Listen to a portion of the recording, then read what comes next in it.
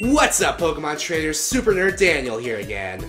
Let's talk about fighting types. Fighting type Pokemon are, as you would imagine, heavily inspired by various fighting styles and martial arts, and rely a lot on physical attacks rather than special abilities. In fact, back in Generation 4, when they reworked what determines a move being physical or special, none of the already existing fighting type moves were changed to special, and as of Generation 6, only 5 of the 42 existing fighting type moves in the game are categorized as special. The point I'm trying to make here is that fighting type Pokemon rely pretty heavily on power and strength, so as I was inspired by Birdkeeper Toby's video about the fastest bird Pokemon, I decided to ask the question, just who is the strongest fighting type Pokemon in the world? For the record, I won't be counting legendaries, who are stronger than most Pokemon by default, because if that were the case, it would be an unfair four-way tie between the Swords of Justice, Cobalion, Terrakion, Virizion, and Keldeo, and that's if we don't count Arceus for the Fist Plate or Mega Mewtwo X. Also, I'm basing this primarily on the main series Pokemon games, and I'm not really taking the anime into account, because as we all know, the anime has a habit of taking a lot of liberties with the science of Pokemon. Pikachu the Horn!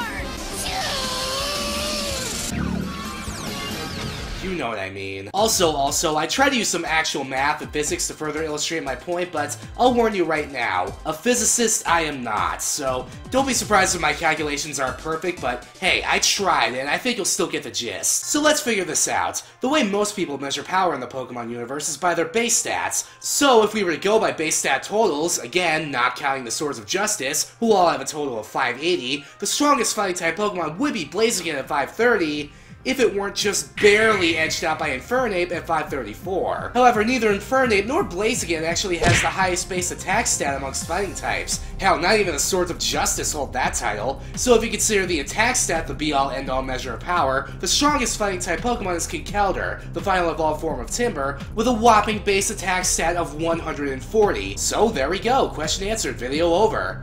But is it really, though? I mean, yeah, base stats exist for a reason, but that reason is for us, the players. Base stats exist mostly to act within the arbitrary game mechanics of Pokemon that determine things like base power and damage, so perhaps base stats aren't really an accurate enough measure of power in this case. To get a better feel for who the strongest fighting type Pokemon really is, I feel like we need to turn to the Pokemon encyclopedia known as the Pokedex. And yes, I do realize that the Pokedex is rather hit or miss, to put it lightly, which is something I'll have to go over in another video, but it's really the best source of Pokemon information we have at our disposal. Let's go back to Conkeldurr for a second, or rather its pre-evolved form, Gurdurr. According to the Pokedex, Gurdurr is so strong that even a group of wrestlers can't make it budge an inch, which makes me think that Gurdurr would actually do a really good job in WWE's Royal Rumble match. As for Conkeldurr, it doesn't rely on straight-up force, but rather the centrifugal force produced by swinging around concrete pillars, which is pretty impressive considering that its own concrete pillars, based on their assumed height and diameter compared to Conkeldurr itself, have to weigh in at about 940 pounds each, or nearly half a ton per hand. And while lifting a near half ton in a single hand is impressive, other fighting types boast far greater feats of strength. One example is the fighting and bug type Pokemon Heracross from Johto. Heracross has what the Pokedex refers to as Herculean strength, and has a habit of throwing its opponents around with a horn on its head. The Pokedex says it's able to lift up to 100 times its own weight, meaning that it can toss around things that weigh upwards of 11,900 pounds. That's nearly 6 tons. Using a basic formula to figure out the force required to do that, where force equals mass times acceleration, and if Heracross can lift that weight, and let's assume an upward acceleration of about 3 meters per second, Heracross can apparently generate 16,200 newtons of force. Pretty impressive, but that's easily outdone by Hariyama, the pure fighting type from Hoenn. Standing at 7 feet 7 inches tall and weighing in at 559 pounds, or 253.8 kilograms, Hariyama can apparently stop a moving train and snap a telephone pole in two with a single slap, not to mention use a straight-arm punch to send a 10-ton truck flying into the air. Again, going back to our basic formula to calculate force, given that the truck is 10 tons, which is 20,000 pounds, or roughly 9,071.8 kilograms,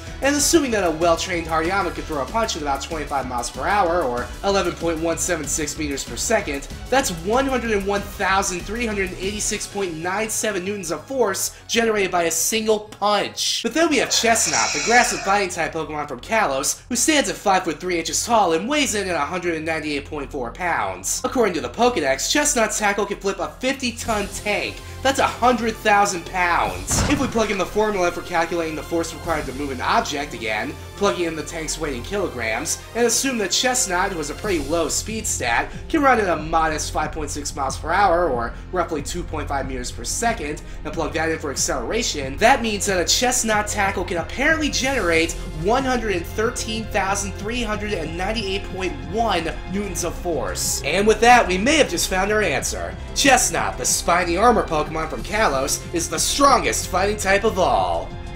Or is he? Yes, many of these fighting types are just casually punching trucks and tackling tanks for funsies, but for all these Pokemon's powerful feats, for all that they can do, I believe that that's nothing compared to the potential power and untapped strength of one Pokemon.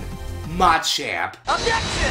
And yes, the 5'3", 286.6 pound Machamp has only the second highest attack stat of all fighting types, and only the 9th highest base stat total, and again, that's if you don't count the Swords of Justice, in which case it's actually the 13th, so why would I make the claim that Machamp is the strongest fighting type Pokemon in the world? Simple. It's the belt. This seemingly gratuitous championship title that Machamp wears is something it actually carries over from its pre-evolution Machoke, and it's not actually for any sort of victory in combat. That belt is the only thing keeping Machoke's power in check. According to the Pokedex, Machoke has boundless power and strength, but the belt it wears somehow regulates and restrains this awesome might. In fact, apparently no one has ever removed the Machoke's belt for this very reason.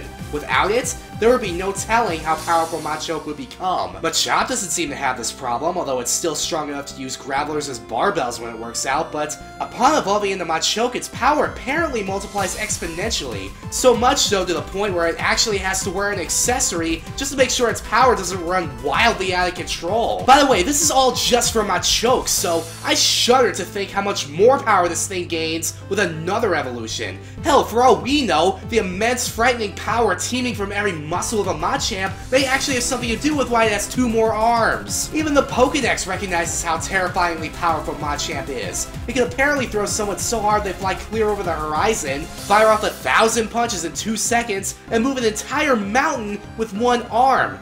1 arm can move a mountain. It doesn't specify a mountain in the Pokedex, so I think it's safe to say that Machamp would be able to move Mount Everest, the tallest mountain in the world. According to an admittedly pretty brave calculation on Outsider Online, Mount Everest tips the scales at 178.5 billion tons. No, not pounds, tons. And if you're curious about the conversion, that's 357 trillion pounds. Going back to that formula one last time, we can convert Mount Everest's assumed weight to kilograms, and if we assume that same acceleration from the Heracross example, that comes out to a whopping 485 trillion, 797 billion, 428,270,000 newtons of force. And again, that's 1 arm! Machamp has 4 of these things! If that Everest weight is to be believed, and if the Pokedex is even remotely accurate when talking about Machamp, this thing only needs a single beefy muscular arm to move a dense mass of rock and granite that weighs trillions of pounds.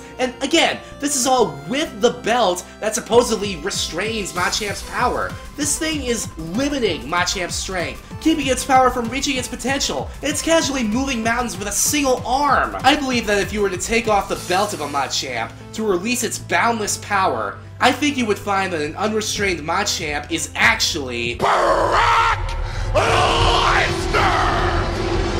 No, but for real though, given everything I presented in this video, I don't think there can be much doubt that Machamp is the strongest fighting type of all, and clearly it deserves to wear the world title. But what do you think? Who do you think is the strongest of all the fighting type pocket monsters? Let me know in the comments below. Be sure to like the video if you liked it, and subscribe for more videos like this one. See you next time, Pokemon trainers. Super Nerd Daniel, out!